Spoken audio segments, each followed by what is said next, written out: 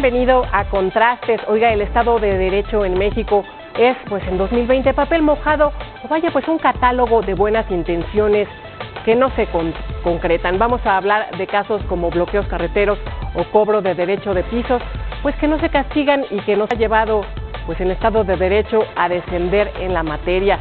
Y bueno, pues para abordar este tema me acompañan en el estudio de Mega Noticias TVC el abogado Ernesto López Saure. Bienvenido. Gracias. También nos acompaña Carlos Montejano, experto en Derecho Penal y académico de la UVM. Bienvenido. Muchas gracias. Bueno, pues yo quisiera comenzar mostrándoles unas cifras que tienen que ver cómo les pega a la ciudadanía, cómo lo podemos ver. Vaya, lo vemos todos los días, la falta de Estado de Derecho, el Estado de Derecho debilitado. Comenzamos con este aspecto de bloqueos carreteros, que seguramente a todos nos ha pasado, Ernesto, que vamos pues transitando en la carretera y pues resulta que un pequeño grupo de personas están bloqueando, pues y vaya, pues hay que pagarles de acuerdo al vehículo, según el SAPO es la pedrada, es lo que hay que dar para poder pasar. Pues de acuerdo con esto yo quiero mostrarles la siguiente cifra, que es de acuerdo con cifras de Caminos y Puentes Federales, las pérdidas en peaje por bloqueos a casetas de accesos carreteros se dispararon en el primer año del gobierno federal al aumentar 67%. Bueno, pues en 2018 hubo pérdidas por 826.224.000 pesos, mientras que en 2019 fueron 2.431 millones de pesos, un fenómeno pues que se ha incrementado de acuerdo con estas cifras. ¿Qué decir? ¿Qué lectura dar al respecto, Ernesto? Bueno, esto es un buen tema. Además, tendría que decir, yo soy oaxaqueño, y entonces en Oaxaca es muy común cerrar ciertas vialidades o estrangular en algún momento las ciudades. Primero quería, el Estado de Derecho implica que todos los ciudadanos y el poder estén sometidos al derecho, que no haya nada por encima del derecho. Ahora, yo iniciaría señalando lo siguiente, y partiré de mi experiencia en Oaxaca. Muchas comunidades, grupos, organizaciones de la sociedad, organizada o desorganizada, diría yo, y miembros de municipios, etcétera, bloquean calles, bloquean carreteras. El tema es si eso se pudo haber evitado o no, y si las personas cuando deciden ir a manifestarse, cerrar una vialidad, aquí puede ser Calzada de Tlalpan, 20 de noviembre, pegar al Zócalo, etcétera, periférico, como nos ha pasado varias veces con la Policía Federal, cuando ellos lo hacen, tenían otra opción. Realmente las instituciones de los gobiernos estatales, municipales, el gobierno federal han tomado en consideración todo lo que antecede a estas personas antes de decidir manifestarse. A mí me parecería que eso sería un gran tema. ¿Responde el Estado? O sea, independientemente de que pueda ser en algunos supuestos un tema de chantaje para obtener beneficios, canonjías económicas. La otra es, ¿qué pasa? ¿El Estado ha resuelto la problemática de esas personas que se están manifestando? ¿Se pudo haber evitado? ¿En qué nivel de servidor se quedó trabado lo que esas personas están expresando en ese momento? O sea, lo vemos con las marchas que han sucedido en la Ciudad de México en el tema en contra de la violencia contra las mujeres. Y muchos se enojan porque hay pintas, porque bloquean, porque cierran. Pero la cuestión es hasta dónde el Estado o las instituciones han respondido a la expectativa que tienen esas personas, por ejemplo, en el caso de mujeres, de sufrir violencia, a la expectativa que tienen los ciudadanos de ciertas comunidades, de ciertos beneficios, ¿no? Podríamos discutir qué tipo de beneficios. Entonces, me parece que eso sería lo primero. Y en un segundo nivel, también me parece que hay grupos de ciudadanos, organizaciones, que chantajean al Estado, y esta es una forma de chantajear. Hay muchos problemas, lo que decían, a mí me acaba de pasar en la carretera Villahermosa-Coatzacoalcos, el viernes estaba cerrada una caseta y entonces había que darle cooperación a los manifestantes. Entonces, ¿qué hace el Estado en eso? Porque en México hay dos grandes problemas: ausencia de Estado de Derecho y la otra es corrupción e impunidad, ¿no? Entonces, ¿qué se hace para evitar esto? O sea, uno, ¿qué hicieron o qué trámites hicieron estas personas que no fueron atendidos? Y dos, solamente son un grupo que está chantajeando y está viendo la forma de obtener beneficios económicos, ¿no? Y en ese sentido a mí me parece que el Estado sí tiene que actuar e iniciar investigaciones y en su caso judicializar a las personas que sean responsables de ello, ¿no? César, muchísimas gracias, si me lo permites. Es un tema también afín que a mí, gracias por invitarme a este espacio, porque es un tema que a mí en lo particular me preocupa demasiado como padre de familia, como docente, como ciudadano, y es importante, acabas de señalar, César, unos grandes importantes temas y puntos que quiero de alguna manera hacer muy puntual. Primero hay que entender qué es un Estado y qué es un Estado de Derecho. Efectivamente, como bien lo mencionas, el Estado de Derecho es la estructura donde las autoridades, a través de, por eso Estado de Derecho, a través de un derecho, de una legalidad, debe de armonizar, debe de cuidar, debe de proteger de alguna manera a los ciudadanos. Pero bien, acabas de comentar un tema sobre el tema de los bloqueos en las carreteras. Sí. Aquí el tema tiene un impacto mayor, yo creo, y como siempre lo comento, no es ver el árbol, sino ver el bosque de la problemática que hay detrás de todo esto. Pensáramos que es un gobierno, pensáramos que es un presidente actual. Yo creo que no es tanto un tema del Estado de Derecho, porque el Estado de Derecho somos todos, somos parte integral de este Estado de Derecho. Hablaban de una sociedad, hablaba mi buen abogado esto hablaba de las expectativas. La expectativa social es algo muy interesante porque la problemática del Estado de Derecho fallido que mencionan en este momento no considero que sea fallido, porque también tenemos responsabilidad social. Habla de un tema de expectativas. El tema de los bloqueos habla de los grupos u organizaciones para tener de alguna manera algún beneficio económico. Realmente estas son organizaciones, una organización es por un bien mejor para una ciudad. Estas organizaciones yo no las podría llamar organizaciones porque son grupos de choque que atentan contra la integridad del mexicano como tal, porque un bloqueo ante una carretera antiguamente era una protesta bien vista, ahora ya es un tema donde, y perdón el tema, pero el Estado de Derecho no está cubriendo la parte de seguridad en carreteras y ahorita están existiendo más violencia en el tema de secuestros, el tema de extorsiones en carreteras, precisamente porque el Estado lamentablemente no está cumpliendo con estas necesidades. Pero creo yo que como abogado y como padre de familia y como ciudadano, la sociedad debemos de contribuir a esta situación para que, mencionó el tema de corrupción. La corrupción, no hay corrupción si no somos nosotros quienes pretendemos corromper a alguien. Entonces, es un tema muy delicado que comparto con Ernesto y pues bueno, ese es un punto de vista que sugiero nada más, ¿no? Muchas gracias. El tema se ha desvirtuado porque si bien dices, Carlos, en un inicio pues eran manifestaciones por un tema, vaya, pues protesta, pedir cualquier circunstancia, ahora son grupos que no tienen ningún tema de fondo más que bloquear la carretera y pedir dinero encapuchados. Bueno, es que con todo respeto y a todos los que dices, tienes toda la razón. Ahorita todo va correlacionado. Antes bloqueaban las casetas, ¿no? Y pedían un peaje para ellos. Pero ahorita que mencionaba Ernesto sobre las expectativas, el gobierno también nos apoya de alguna manera, porque el gobierno está enojado de que no se están cumpliendo con las promesas que se hicieron tal vez en campaña. Entonces, al ver un pueblo, una sociedad con expectativas no cumplidas, apoyan a estos grupos, que lamentablemente estos grupos impactan de otra forma en otra forma, porque al final, bueno, ya no tenemos seguridad al andar en carreteras, en Oaxaca, rumbo a Cuernavaca, estamos viviéndolo en La Pera, ¿no? Donde lamentablemente la sociedad está apoyando movimientos que no tienen sentido, ni forma. Yo apoyaría estos movimientos siempre y cuando este dinero me dijeran, estamos apoyando una comunidad, pero no sabemos a dónde va ese dinero. Entonces, aquí hace rato hablaban de un Estado de Derecho debilitado. Yo les preguntaría a todos ustedes, y la pregunta es para la mesa, ¿qué hacemos nosotros para que este Estado de Derecho no se debilite? ¿No? Gracias. No sé. Ernesto, ¿qué decir? Porque, vaya, volviendo a este ejemplo, no se aplica la ley, están tomando instalaciones federales, como son pues carreteras, y esto solo es un ejemplo, ¿no? Vayamos también a quienes cobran derecho de piso y pues no se aplica la ley tampoco. ¿Qué decir? A mí me parece que son dos pistas, ¿no? Una parte, en apariencia, estas son movilizaciones sociales, que obedecen a ciertas necesidades de grupos o de comunidades, ¿no? Y el otro tema, el de derecho de piso, ya es un tema de extorsión, tal cual es sancionado en los distintos códigos penales. Sí, pero el aspecto es que no se aplica la ley, perdón. A ver, pero sí, a mí sí me gustaría distinguir eso. O sea, no es lo mismo una comunidad que va y cierra una carretera porque desde su cosmovisión o cosmogonía no atendieron las necesidades que tiene, a un grupo delincuencial, delincuencia organizada o no, que va y le dice a un restaurante en la colonia Condesa o en la colonia Roma que si no permite la venta de droga se lo van a quemar o van a lesionar o van a matar a los administradores, a los meseros. Me parece que ahí sí tendremos que distinguir eso.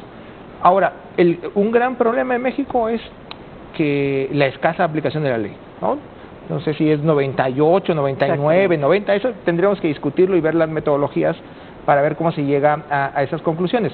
Pero yo creo que ese sí es un gran tema, y es un tema sistémico. El cómo todos hemos favorecido a la escasa aplicación de la ley, como ciudadanos comunes de a pie, y además las personas que han sido servidores al momento de llevar a cabo investigaciones para que se sancione a las personas que han delinquido en el ámbito del derecho penal, ¿no?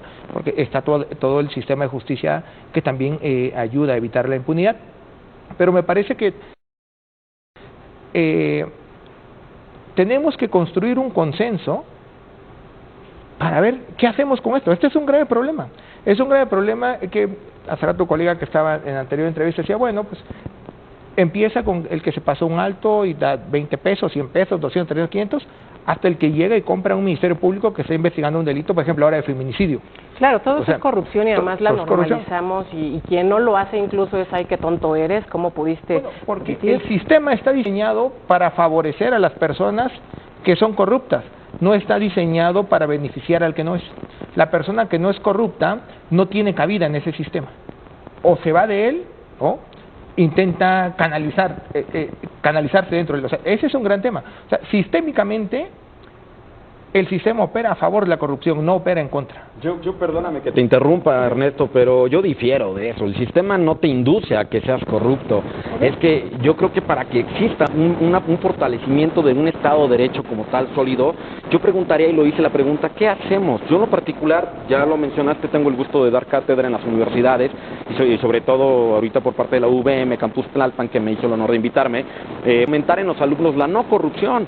Porque como bien lo comenta Ernesto, es de darle dinero al policía que no tengo por qué darle dinero.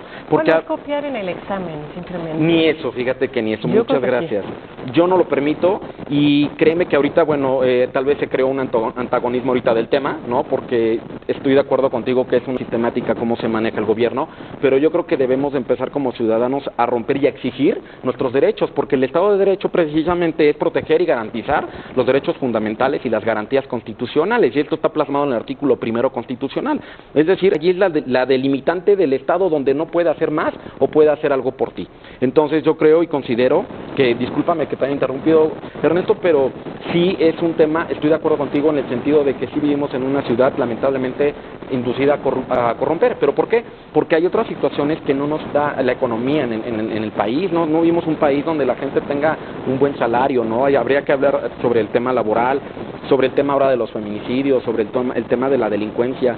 Ya vivimos en un país con miedo, y como vivimos en un país con miedo, pues evidentemente lo que más sabemos hacer, porque perdón, la ignorancia también es un tema, con todo respeto, a veces por ignorar un tema prefiero dar dinero, y yo creo que deberíamos de poner un alto, ¿no? En esa parte, y discúlpame que te haya interrumpido. No, a ver, a mí me parece que el tema de la corrupción es un tema estructural, y lo que tenemos que hacer es transformar estructuras sociales.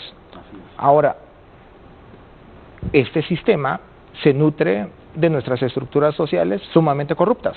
O sea, no, eso me parece que es innegable, pues yo no me voy a dar golpes de pecho sobre esto. Tenemos que, ¿cómo vamos a reducir la violencia? No solo la violencia femicida, sino la violencia en general. Este país resuma violencia, ¿no? Entonces, hay que transformar las estructuras sociales, no hay más. Y ese es un trabajo de largo aliento, no es un tema de mañana. Ahora, en lo que transformamos las estructuras sociales, ¿cómo vamos resolviendo los problemas que se presentan? Y me parece que el principal punto es transformar el sistema. Ahora, volviendo a este planteamiento que les hago al inicio, ¿dónde termina el derecho de manifestación y dónde inicia el chantaje? Porque bueno, es un tema complicado, pues ejercer la ley sobre, por ejemplo, estos grupúsculos, estos grupos que toman casetas, pues es complicado porque además lleva carga política. A ver, ¿existe el derecho de resistencia o no? Eso es lo primero que preguntaría, y me parece que en una sociedad democrática existe el derecho de resistencia, ¿no? Porque, por un lado, aquí nos quejamos que el Estado de Derecho no funciona, y entonces, ¿cómo ese Estado, cómo sabemos que ese Estado sí cumplió con los ciudadanos que se están manifestando? Claro. O sea, eso, a mí me parece que sí existe el derecho de resistencia. Se busca que sea pacífico, ¿no? Es que esto no haya nada, pero ahora yo no estoy preocupado por pintas en esta ciudad, ¿no? Sería lo de menos las pintas. Me preocupa que no mate mujeres en vez de que yo vaya y pinte un monumento que se quita al otro día y una muerte no. Entonces, a mí me parece que el gran tema es, ahora, si alguien está chantajeando, extorsionando al Estado, pues hay que investigar. Ahí sí no hay. Y el Estado tendría que tener todas las herramientas para investigar. Pero yo no estaría preocupado tanto en eso. O sea, en el tema de los movimientos sociales y el posible conflicto que hubiera con la ley, yo no estaría tan preocupado. Yo sí estaría preocupado por la delincuencia dura, la delincuencia organizada, esa sí que somete al Estado. Y ahí sí el Estado tiene que tener los instrumentos necesarios, respetuosos de los derechos fundamentales siempre, no estas iniciativas que andan circulando, sino respetuosos de los derechos fundamentales para poder combatir el fenómeno de la delincuencia. Pero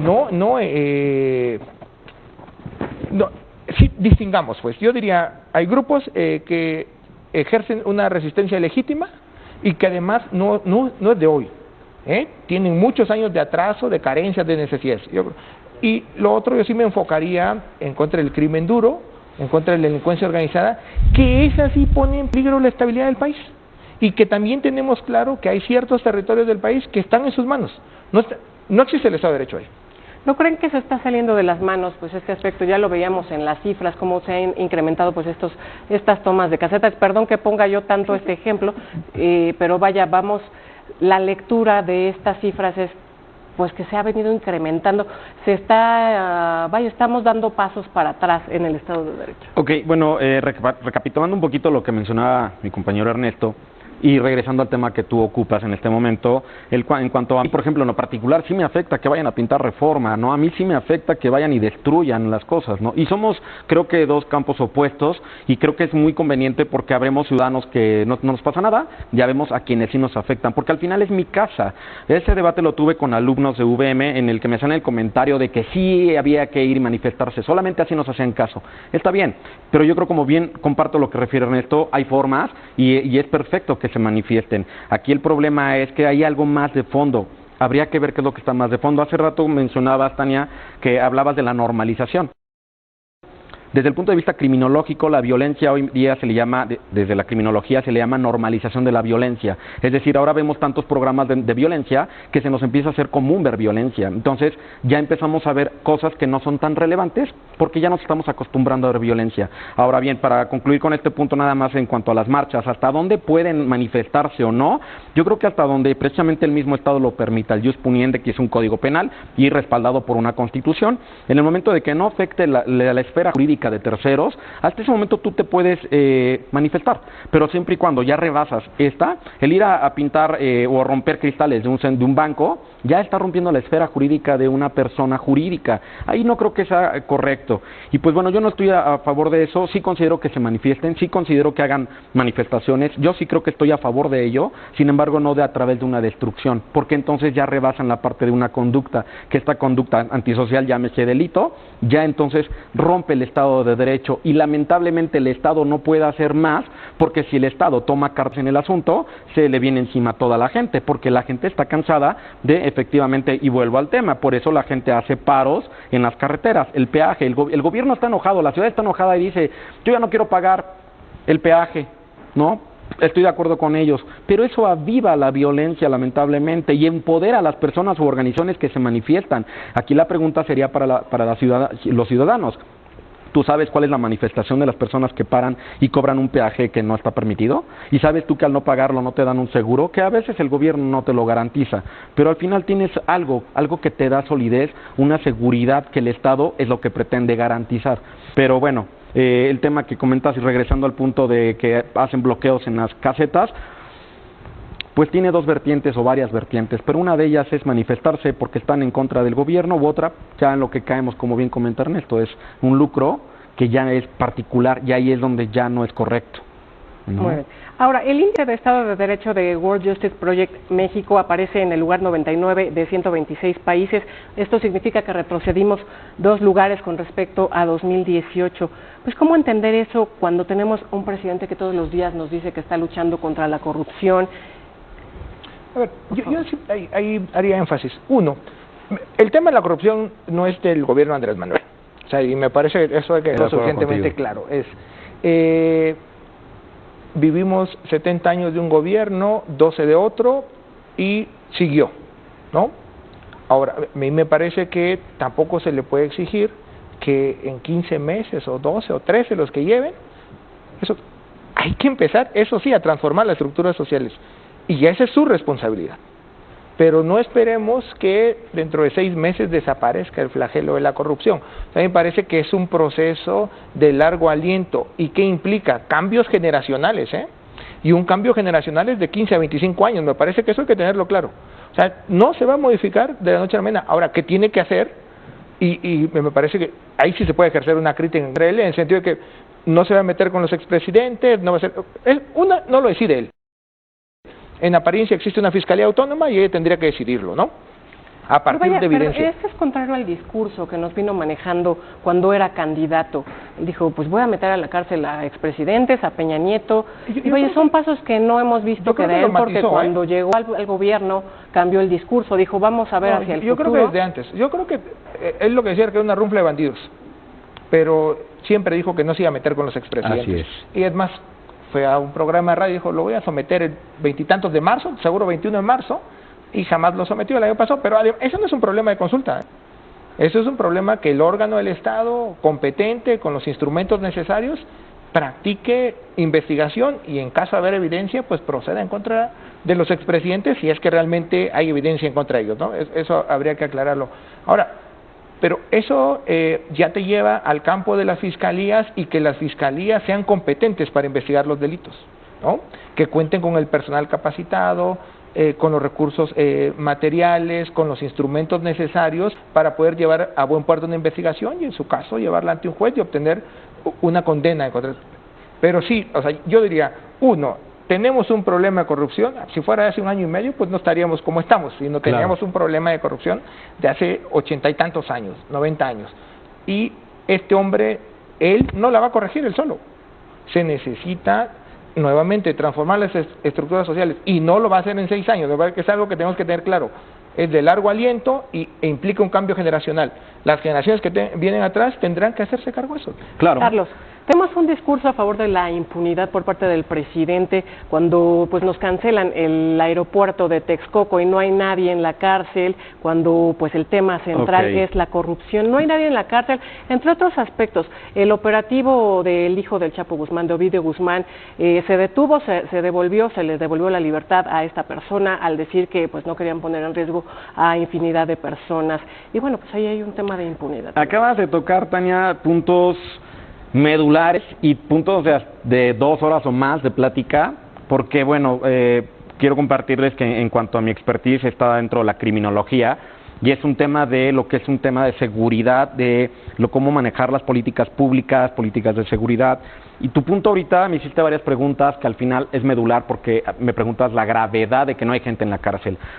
Retomando un poco lo que comenta Ernesto, alguna vez en una entrevista el presidente dijo, y le preguntaron, usted dijo que iba a meter a la gente a la cárcel, a los presidentes y demás, él contestó que él no, que para eso hay instituciones, que eso es el Estado el Estado de Derecho, son las instituciones adecuadas que tendrán que hacer una investigación apropiadamente.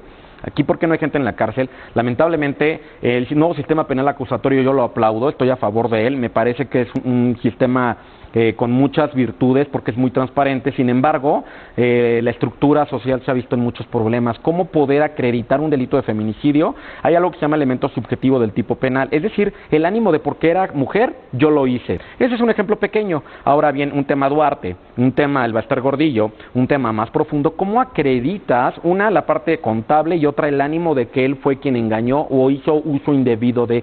Son delitos que, con todo respeto, lamentablemente nos falta capacitación estructural en cuanto a ministerios públicos, fiscalía, jueces, que hemos estado haciendo yo también como operador del mismo sistema o como jurista. Le hemos dado ganas a esta situación, pero el presidente no ha metido a nadie a la cárcel. Yo creo que no es su labor. Yo creo que su labor es dirigir un país en el cual tal vez no está funcionando, tal vez sí, no lo sé, pero ¿por qué no hay nadie en la cárcel? Porque es muy complejo. Es muy complejo el tema del aeropuerto, conozco de fondo cómo está la situación como tal, pero habría que tener... Justamente, perdón que te interrumpa, justamente es que no se ejerce el Estado de Derecho. Si hay un tema ahí de corrupción, no hay nadie en la cárcel. Y les pido que concluyamos, nos quedan 2 minutos. Si quieren responder esto, si quieren pues cerrar. Yo concluiría nada más para darle la palabra a mi compañero Ernesto, es que yo no estoy a favor de la corrupción, pero sí estoy, y como él lo dice, digo con mis palabras, lo voy a interpretar, es un tema de poder económico, un tema de poder, porque el poder no es dinero, hay un tema de poder de fondo y es un poder, no sé si político o más allá de, porque hay intereses más arriba de lo que nosotros concebimos como simples ciudadanos.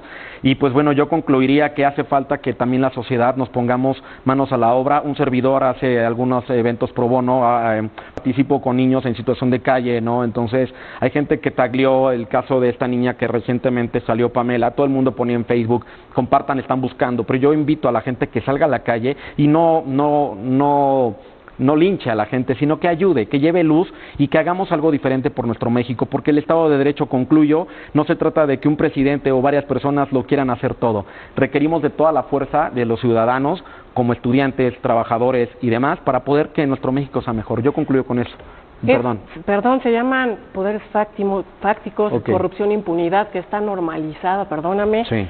Concluimos. Sí, en el caso del aeropuerto, a mí sí me gustaría ver investigaciones.